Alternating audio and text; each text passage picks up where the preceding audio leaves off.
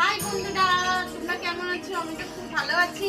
তো আজকে রথযাত্রার উপলক্ষে আমি আমাদের গোপাল সোনার জন্য বানাতে যাচ্ছি ভোগ, খিচুড়ি, লাবড়া, চাটনি সব বানাবো। তো সবকিছুর আয়োজন করে নিচ্ছি, কেটে কুটে নিচ্ছি, তারপরে স্নান করে তারপরে সবকিছু বানানো শুরু করবো। তো দেখতে থাকো তোমরা ভিডিওটা।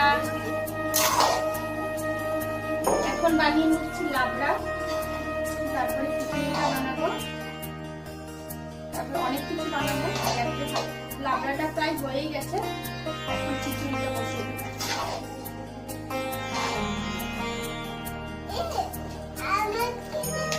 এখন লাবড়াটা হয়ে গেছে আমার, এখন খিচুড়িটা বানিয়ে নিচ্ছি, তারপর বানাবো চাটনি, পায়েস।